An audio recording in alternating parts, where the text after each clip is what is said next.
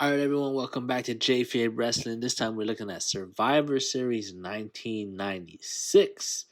And yeah, this was a pretty good Survivor Series. Obviously, you had two really good matches. Of course, Bret Hart versus Steve Austin.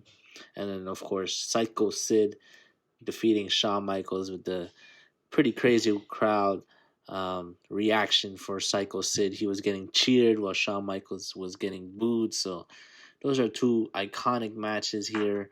That, to be honest, I probably had a hard time trying to change these things. So you'll see if I kept them or not. But yeah, they also had a few other matches. The Undertaker and Mankind had a match as well. And then there are a few Survivor Series tag matches. One with Jerry Lawler captaining one team and Jake Roberts captaining the other team. That was also Rocky Mavia's debut. So, yeah, forgot to mention that. And then there's another one where Yokozuna was on one team, Vader was on another team. And there's another one with British Bulldog and Owen Hart in that Survivor Series tag against Doug Furnas and Phil LaFon and their team. So yeah, guys. I mean, honestly, it was a solid card, but I'm gonna try my best here just to move things around to have things make a little more sense. So yeah, let's get into the card right now. So the first match I got is Rocky Mavia, Flash Funk, Aldo Montoya, and Barry Horowitz versus Faarooq, Savio, Vega, and the Headbangers. So yeah, I mean, first I wanted to give Rocky Maivia, obviously, his own showcase match. He was with other people like Jake Roberts, Jerry Lawler, Goldust, but I think here, we can clearly shine him on, put the shine on him in this match, and he could be feuding with Faarooq.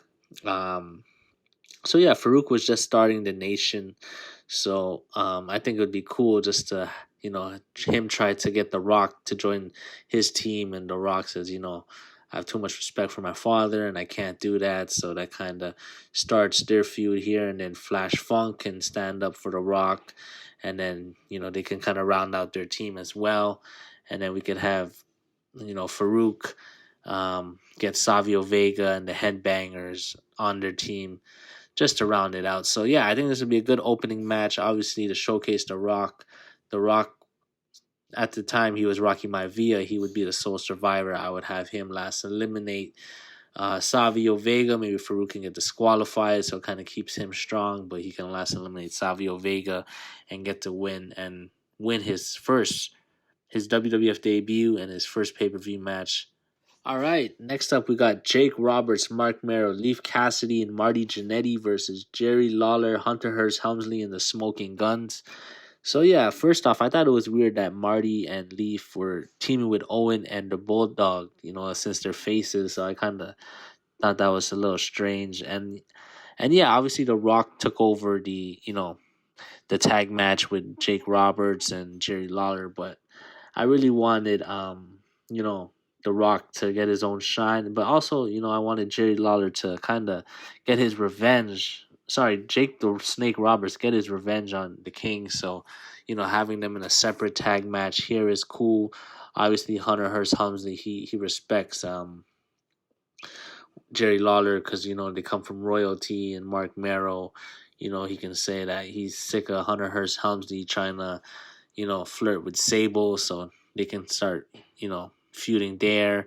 And then yeah, they both get a couple of tag teams to join them, and Smoking Guns can kind of say we're tired of the Cowboys, we want to be royalty as well. So they align themselves with Jerry Lawler, and yeah, I think it'd be a good match, and I think Jake Roberts can get the DDT on Jerry Lawler to be the sole survivor here, finally put an end to their feud, and I think gives Jake Roberts a nice feel good victory.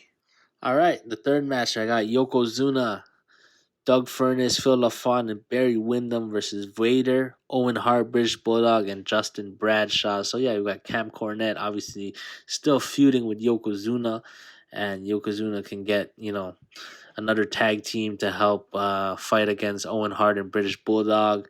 And then he can also get Barry Windham, Jim Cornette and Barry Windham. They can start, talking smack to each other, and Bradshaw can attack Barry Windham and say, he's the real cowboy here, and so yeah, I think it'll be a good match here.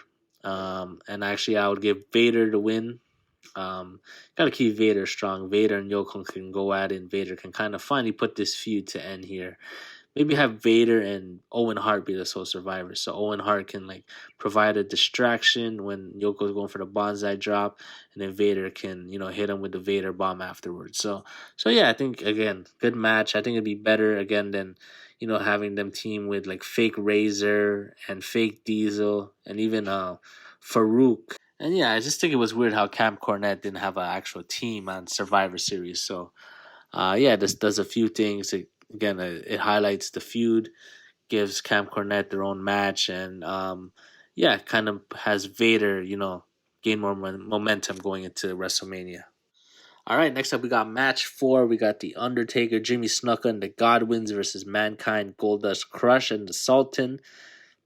So yeah, I think these guys, they had a great feud, but I think just to switch it up, I'll put them in a Survivor Series tag match here. Um, Jimmy Snuka can come out and say he respects the Undertaker, after his battles at WrestleMania, and he'll help him out. And then the Godwins can also save the Undertaker because they don't like how Mankind and Goldust been mocking them for being farmers and all that. And yeah, Mankind, he can kind of get team. He gets the Sultan because he likes his viciousness, and Crush as well because Crush, he has no emotion. He's willing to hurt anyone. So yeah, I think this would be a good match here.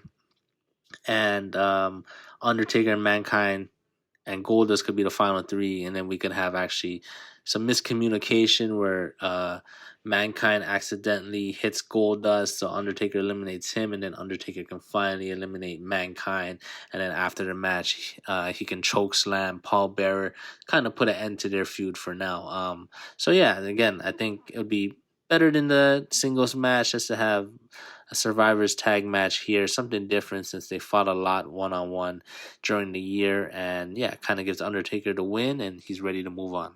All right, next match we got Bret Hart versus Stone Cold Steve Austin.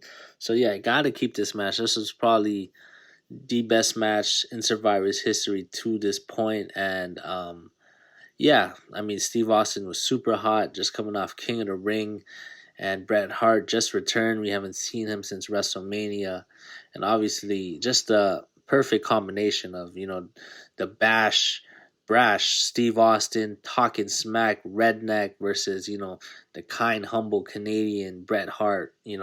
Even though he's not brash, he can still put you in the sharpshooter, get you to tap out. So, yeah, definitely a great combination. And obviously, you don't want to ruin anything here. It would have been cool to see them captain some Survivor Series teams, but again, the match was too good to change, and the ending was phenomenal with similar to, was it WrestleMania 8 where Steve Austin has Bret in the $1 Million Dream.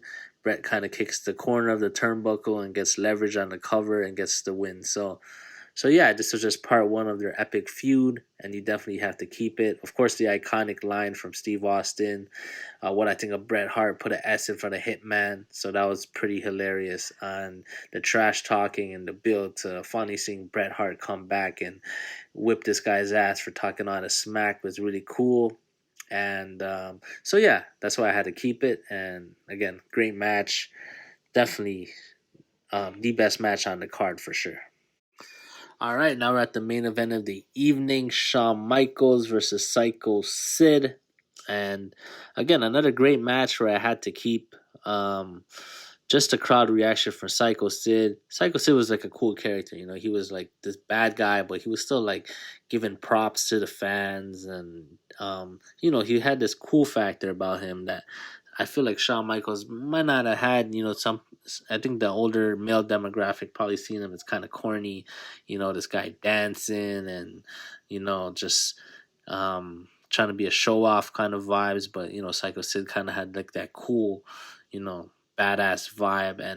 And yeah, obviously the build here, Psycho Sid, him and Shawn Michaels, obviously they used to be friends. They had history from 1995, and there's some miscommunication, and Shawn eventually just switching Psycho Sid. And yeah, I think it plays well to Psycho Sid's character where he can snap. He could be your friend one day and he could just try to kill you the next day. And obviously they kind of continue the feud afterwards with Psycho Sid attacking Jose Lothario. But yeah, just for this match here, I think the feud was cool. Um, and yeah, I think it was definitely time for just a little change here. Even if Sean was planned to, win the title back at the Royal Rumble, I think, having Psycho Sid defeat Sean was definitely a fresher breath here, and the fans definitely, loved it and appreciated that moment. So yeah, I would definitely keep this match on the card. It was a really good match as well. So yeah, guys, just looking at what I have in comparison to 1996. Again, kept the two main matches, so that's a wash right there. But I think putting Undertaker in a Survivors tag match, I think it's cool. Giving Yoko and Vader more of the platform. They had some weird teammates as well with Fake Razor, Fake Diesel, even Faarooq. I feel like he should have been somewhere else. And yeah, it just makes sense that Camp Cornette is teaming up here, and rather than just putting Owen and British Bulldog in like a weird tag team match where they're teaming with Marty Jannety and Leaf Cassidy. So yeah, I think that fixes that. And then of course Jake Roberts and Jerry Lawler. I feel like they kind of got outshined by Rocky Mavia, but you can have Jake Roberts finally put the end to that feud, and like I said, give Rocky Maivia a better platform to shine here with him versus Faarooq, and it kind of can put some, plant some seeds for eventually when the next year, when The Rock is actually joining the nation. So that's also something interesting about this, and so yeah, guys, that's pretty much it.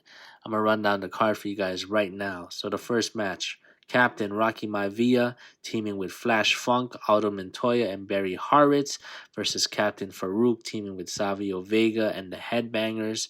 Second match, Captain Jake the Snake Roberts teaming with Marc Mero, Leaf Cassidy, and Marty Jannety versus Captain Jerry Lawler teaming with Hunter Hearst Helmsley and the Smoking Guns.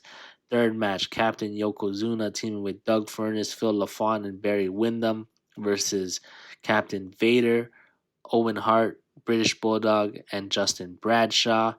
Next match, we have Captain The Undertaker teaming with Jimmy Snuka and the Godwins versus Captain Mankind teaming with Goldust, Crush, and the Sultan. And then we have Stone Cold Steve Austin versus Bret the Hitman Hart. And then in the main event, we have for the WWF Championship, the Heartbreak Kid Shawn Michaels defending against Psycho Sid. So yeah, guys, that is my card. Let me know what you guys think, and I'll catch you on the next one. Peace.